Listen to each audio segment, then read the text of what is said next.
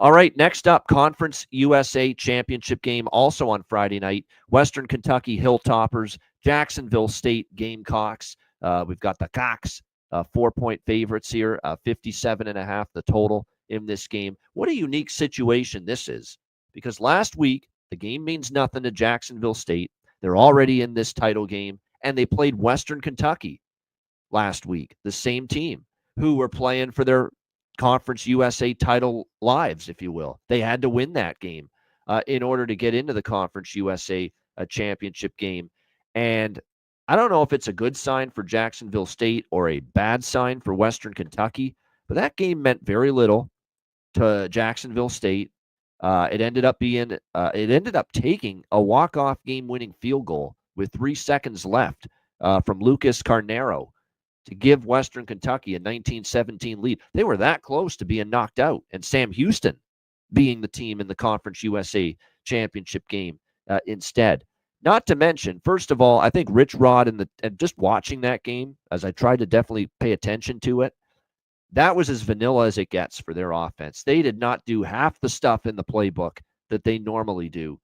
Not to mention then Tyler Huff, and this was a scary moment for Jacksonville State, gets injured in that game last week, I don't know if he left the game or they just took him out because of precautionary reasons, but they said, that's enough of this. We're getting him the hell out of there. When he took a shot and it looked like he was banged up a little bit, and Smothers took over at quarterback for Jacksonville State, Logan Smothers, for the rest of the game. But if you watch that game, that was as vanilla as it gets for Jacksonville State. Like, they were holding back everything for this particular game here, this rematch in the Conference USA championship game against Western Kentucky. So if I'm Western Kentucky, I faced a team that already locked up their spot. I looked very mediocre doing so. The offense kind of sputtered most of that game.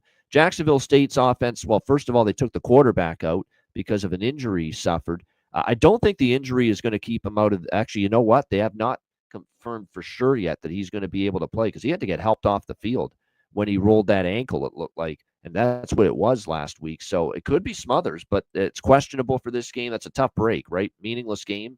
You put Huff in there still, and he gets hurt, but we'll see if he's able to play. But that's definitely not a sign of, wow, that really bodes well for me if I'm Western Kentucky. If I'm Tyson Helton, I'm not thrilled that I just escaped for dear life. 19-17, and this team just looked as vanilla as it gets and lost their quarterback halfway through the game.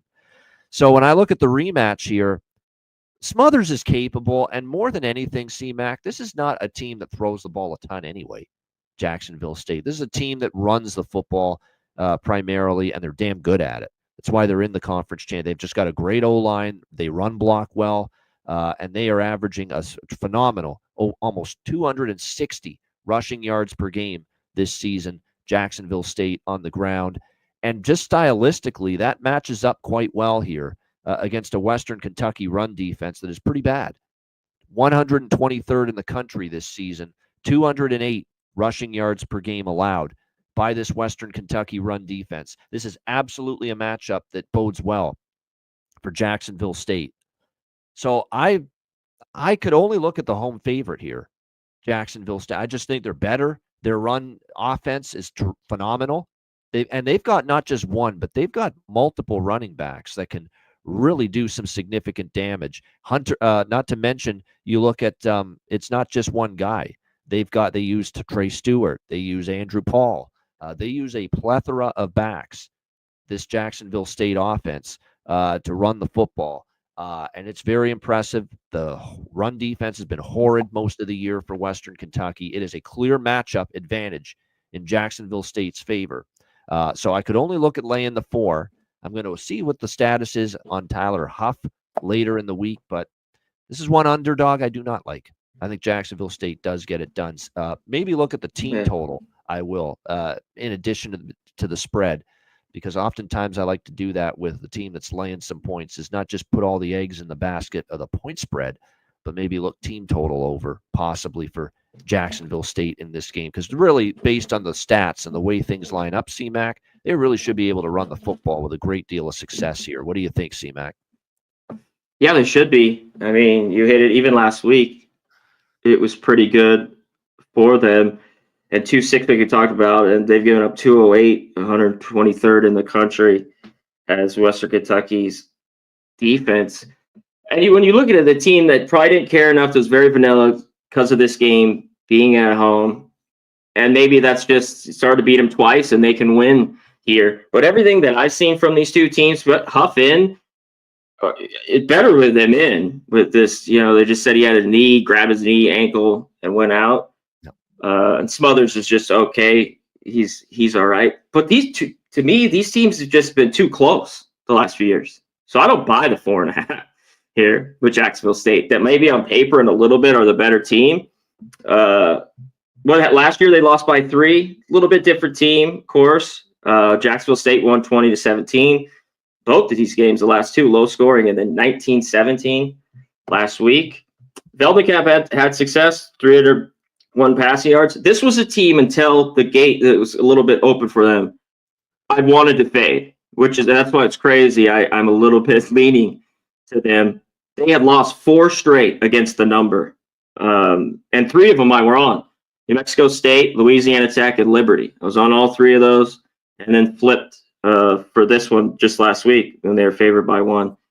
So I think this game's close. I even though Jacksonville State's at home, the better team, I just think these two teams know each other so well. And Veldecamp, they'll run it well. That's not their main thing, of course, with Western Kentucky. About 118. They'll do it like they think they did last week. If they can get near 100, that'll be enough. But they will have success through the air. And don't turn the ball over. Veldecamp, they're in this game. I think it's tight. I take the 4 with Western Kentucky. All right, there we go. We're slightly head-to-head here on this because I do like Jack. I don't love the 4 where it is right now, but I'd be worried about the ability to get stops for Western Kentucky. Can they move the ball, though? Can they trade points? That's the question you have to ask yourself. And they do have a good passing attack. And we'll see if they can do that here against Jacksonville State. Because Jacksonville State pass defense numbers are, let me just see. They're okay. They're not phenomenal. So does that open up Veldecamp to make some things happen down the field vertically against this team? We'll wait and see on that.